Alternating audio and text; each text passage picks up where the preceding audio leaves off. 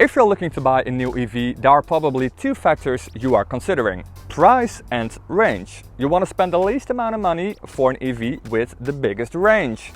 Now, so far the best deals were probably over at Tesla. For around 41,000 euros here in Europe, you can get a new Model 3 with a range from around 500 kilometers. However, now Kia is introducing a car with an even bigger range for pretty much the same price. This is the Kia EV3, and this car has a range up to 605 kilometers, which pretty much makes this the first compact SUV with a range over 600 kilometers. Now, in this video, I'm going to tell you everything you need to know about this EV3. I'm going to show you the interior, the exterior, and I'm going to take the car out for a drive.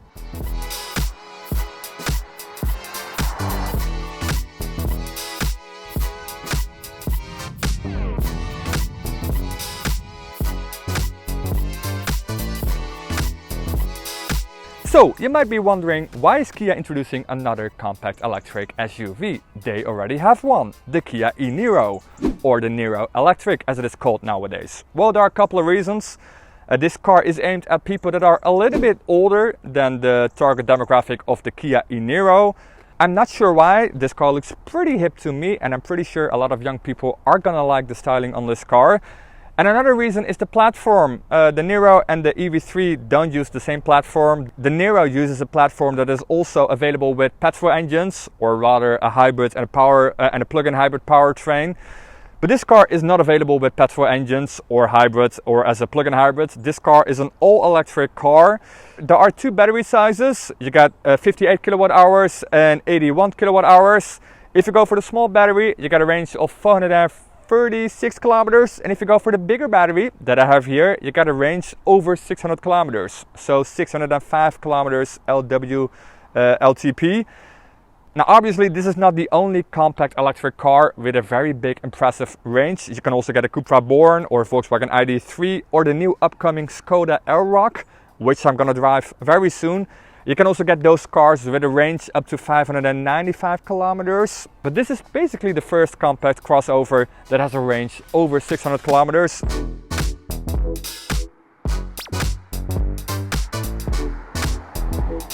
All right, let's talk about some more specifications. Let's talk about the drivetrain.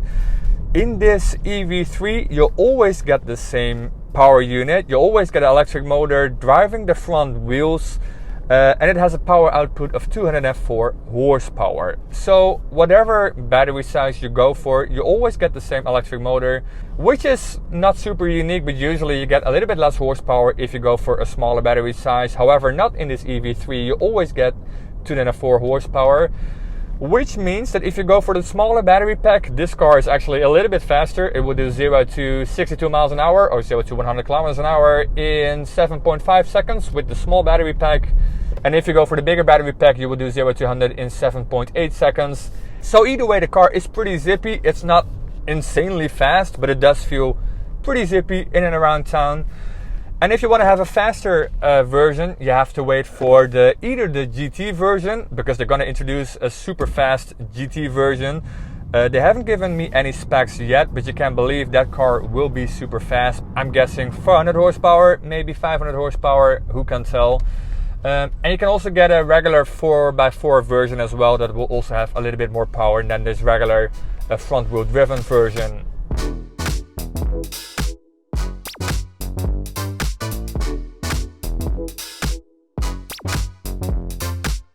Now, fast charging is a little bit less impressive on this car. This car can fast charge up to 108 kilowatts if you go for the smaller battery pack. If you go for the bigger battery pack, you can fast charge up to 128 kilowatts, which is not super impressive, especially not for a Kia. Most electric Kias like the EV6 and EV9 can fast charge up to 258 kilowatts, which is really impressive. But this car can fast charge a little bit slower. But at Kia, they do tell me that this car has a pretty stable charging curve, so this car can handle its peak power output for a pretty long time. And as a result, you need around 30 minutes to charge an extra 400 kilometers. And I have to say that is actually pretty impressive.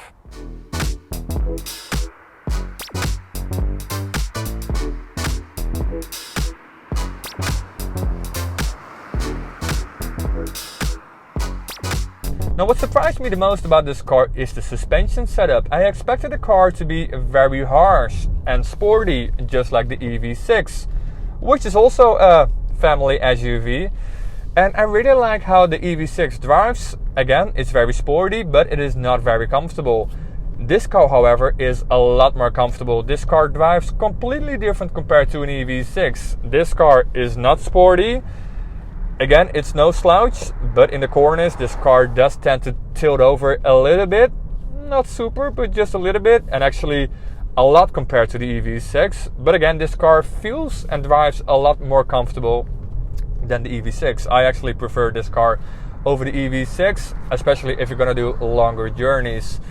The EV6 uses frequency dampers. These are not like active dampers, but they can be a little bit more comfortable. If they notice that the surface is a little bit more rough, they will automatically become a little bit more soft, the dampers. And if they notice that the driving conditions are a lot better, so when you're driving over a smooth surface, they will tighten up a little bit so the car will handle a little bit more sporty. And I have to say, these dampers work like magic. I am so surprised by this car. At the moment, I'm driving over very smooth terrain, but I have driven this car over very, very rough terrain as well today.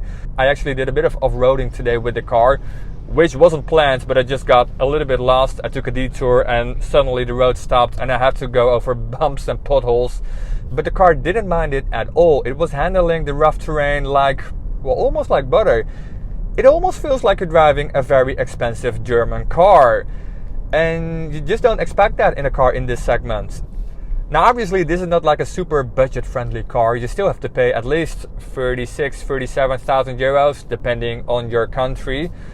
But this car feels a lot more luxurious how it drives compared to any other car in this segment. So yeah, actually I really like this car if you haven't noticed it by now. Let's quickly mention the exterior design. Now as you can see, this car basically looks like a smaller version of the EV9. You could say this is a mini-me version of the EV9. If you're not familiar with the EV9, this is it. It's a massive electric SUV that can hold up to 7 people. This car is substantially less big. This car is 4 meters and 30 centimeters long, so quite a compact car, but the exterior design is pretty much identical to the EV9. So you get some pretty aggressive headlights here with some narrow daylight running lights on top and some pretty funky looking actual headlights down here. I'm not sure how to describe these headlights. They're basically made out of a lot of cubes, like LED cubes. It's a pretty funky design. Now obviously you got the new Kia logo here on top and you got some black bumpers here if you go for the GT line version, because that's the version I've got right here.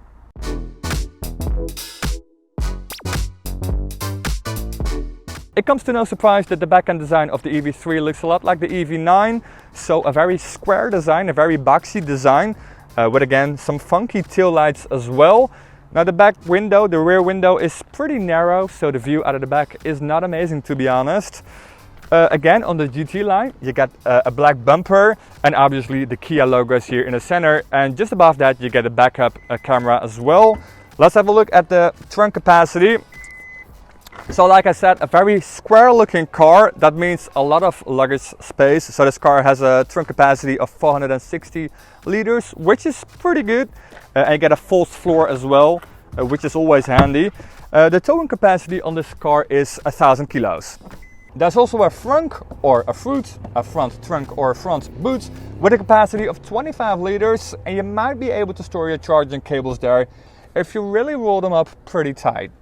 The back seat area is not as spacious as the trunk. I'm 1.80 meters and I'm sitting behind myself, and I'm still pretty comfortable here. I've got some knee room left and also some headroom left, but if you're a little bit taller, this is not the best place to be. Now obviously for kids there's plenty of space here.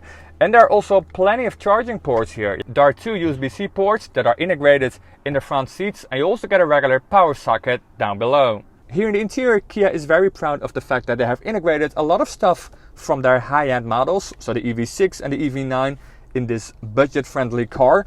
Take for example this massive screen that is taken from the EV6 and the EV9. 2 cars that are way more expensive than this car. Now here on the right side you obviously get the infotainment system, so with your sat nav. There are some hotkeys down here below, so you got home, you got map if you want to go to the sat nav. There's a search button, a media button, there's a favorite button and a setup button. And a little bit left from the infotainment system, you get the climate control screen, which is just a little screen. And you can actually make it a little bit bigger by pressing the plus button. And then the screen on the right side is also allocated to the climate controls. Down here below, you get some physical buttons for the climate controls as well, by the way. So you get these two very big buttons for the temperature, for the right side and the left side. And you also get a very big button for the air fan speed. I really like these buttons because they are really easy to operate. Even while not looking at the buttons, you can just find them blind while driving. And then here on the left side, or actually right in front of the driver, you get your regular digital gauge cluster. And on top, I got a head-up display as well. Here in the center, you can't get a regular center console, but instead you get this table. I'm not sure how else to describe this, because it looks and it almost feels like a table. As you can see, you can pull it out, and then it basically feels like a table. And actually, Kia tells me you can just use this as a table. Just put your laptop down here when you're charging. Now, when you're charging, you can also use Netflix on the main screen. You can get Netflix, you can get Disney as well. I believe Amazon Prime too, and YouTube, and I believe some other apps as well. So all in all, you don't have to get bored while charging. Down here below, you get a phone charger as well, a wireless phone charger. You get a 12-volt outlet as well, and 2 USB-C ports and 2 cup holders. What you also get in the interior are a lot of nice materials. I'm not gonna call this car a premium car because it's not. And what is premium anyways, but this car does look and feel very nice on the inside. You got a lot of soft materials on the door panels and also on the dashboard. A lot of the materials are recycled. You can even get like a floor mat in the trunk, which is made by 40% recycled material from the ocean, because Kia has a partnership with the Ocean Cleanup. The Ocean Cleanup is a company which is founded by a Dutch guy actually, Boyan Slat, and they recover plastic from the ocean. I think it's a very famous company by now. And they sell the plastic to Kia, and Kia makes floor mats, and I believe they also make like cup holders or like bags and some fashion items. Now, like I said, today I'm driving the GT line, which is basically the top spec. In this car you get not even heated seats, but also cooled seats as well in like 3 levels. You can also get a heated steering wheel in 2 levels as well.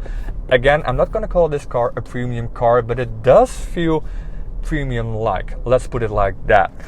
Let's discuss some downsides, because obviously every car has some downsides. Well, to be honest, I already discussed them with you. I think this car should be able to charge a little bit faster. Now, full disclosure, I haven't been able to charge this car. I'm driving this car in and around Lisbon, but I haven't been able to fully empty the battery, and I haven't been able to find a charger. They're quite hard to find in rural Portugal. And yes, at Kia they do tell me the charging curve is very stable, but I do have to check that in real world conditions, and I'm sure I'm going to do that quite quick, because I want to drive this car at home in the Netherlands, where conditions may be a little bit more tough because the weather outside today is amazing. And I'm not driving on the highway today, so we really have to check out how this car would do in real life conditions, in more Western Europe conditions. But I'm pretty sure this car will do fine. But I do want to check out the charging curve on this car. And if you got any questions on this car, do let me know in the comment section, and then I get back to you as soon as possible. For now, thanks for watching, and I'll see you in the next one.